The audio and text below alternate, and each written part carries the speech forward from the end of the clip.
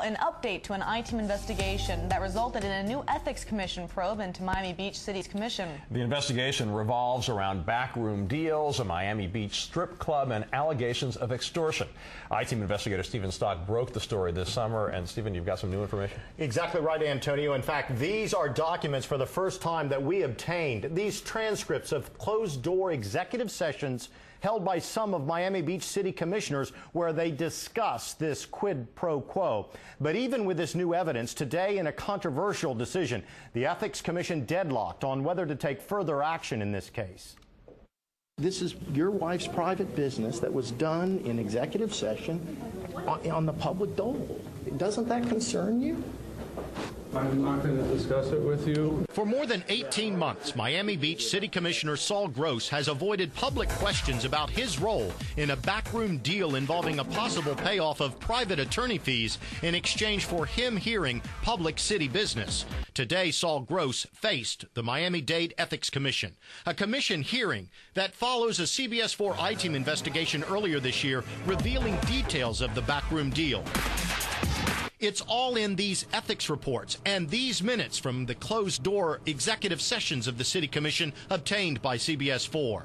The document shows several commissioners, including Gross, telling city attorneys they would not hear public business involving an ordinance prohibiting alcohol at nude clubs unless Club Madonna's owner, Leroy Griffith, first dropped a private lawsuit and paid off the legal fees of Saul Gross's wife, Jane. Wednesday, the Ethics Commission reconvened, refusing to vote to dismiss the charges against Gross and former City Councilman Simone Cruz and Jose Smith.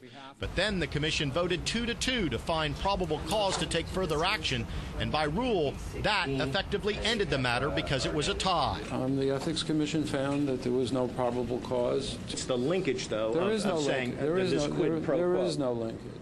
He does not have to pay those fees. He has not paid those fees, and he can bring anything that he wants. But it was discussed in session. I mean, the Ethics Commission has made their decision. Whether we find his club distasteful is not the issue. The issue was whether their actions were in violation of the ethics rules. And I believe they were, and I voted that way. Now, while the Ethics Commission officials say that the stalemate does not actually clear the Miami Beach City Commission, it does bring an end to this chapter of the ethics probe. As for Leroy Griffith and Club Madonna, he told me today he's discussing with an attorney whether to file another suit claiming that his civil rights were violated when he had this deal forced on him. I'm Stephen Stock, CBS 4 I-Team. Sex, money, and politics. You find it all at Miami Beach's Club Madonna. But abuse of government power, charges of extortion, it all sounds like the plot of a movie or a dime store novel. But CBS 4 I-Team investigator Stephen Stock discovered it's not fiction, but the facts of a Miami-Dade Ethics Commission report on the actions of Miami Beach's City Commission. Come on. Strippers, money, alcohol, and the Miami Beach City Commission. All of it mixed together in backroom deals discussed in this ethics report concluding Miami Beach officials improperly intertwined city business with a personal lawsuit. The fight began after Miami Beach's City Commission decided not to allow alcohol at Club Madonna back in 2004. A major opponent in that public battle I want to commend Jane Gross was this woman, Jane Gross, seen here at a City Commission meeting to discuss the issue. Right now, the issue that we have at hand. Jane Gross happens to also be the wife of this man, Saul Gross, a Miami Beach City Commissioner. On the street and in City Hall, Jane Gross became an outspoken opponent against Leroy Griffith, Club Madonna's owner. She's saying that I was a tax cheat. I had underestimated my income tax by $2 million, that we caused prostitution. Believing that Jane Gross went too far, Leroy Griffith filed suit for libel. I filed a libel suit against her for the remarks that she made. After filing the suit and after asking City Commission to reconsider allowing alcohol at his strip club, Griffith says a member of the city attorney's staff approached him. He told me that they were not going to hear it unless I would drop the lawsuit against Gross's wife. That's exactly what the Ethics Commission investigation found. Quote, the evidence suggests the City Commission pushed their collegial bonds over the ethical line. Former Miami Beach City Commissioner Luis Garcia Jr. remembers it the same way. Leroy we had to drop the lawsuit against the city. Before the city would even consider hearing him on the alcohol Correct. ordinance. I dropped the lawsuit so we could drop it and go and have the ordinance heard. That's the ordinance preventing Leroy from serving alcohol at Club Madonna. Then, a twist. The Ethics Commission report shows that Assistant City Attorney Gary Held contacted Leroy Griffith, and Griffith discovered that the stakes and the cost of doing public business in Miami Beach just got higher. Gary Hill told me if I don't pay the $30,000 attorney fees the second time around, they wasn't going to hear it. I wouldn't pay it. They didn't hear it. Why $30,000? That's how much it cost Jane Gross, a private citizen, to hire an attorney to defend herself against Leroy's libel suit. The essence of it was, first, the lawsuit needed to be dropped, and secondly, after that, was the $30,000 to Jane Gross in attorney's fees needed to be resolved before things could move on.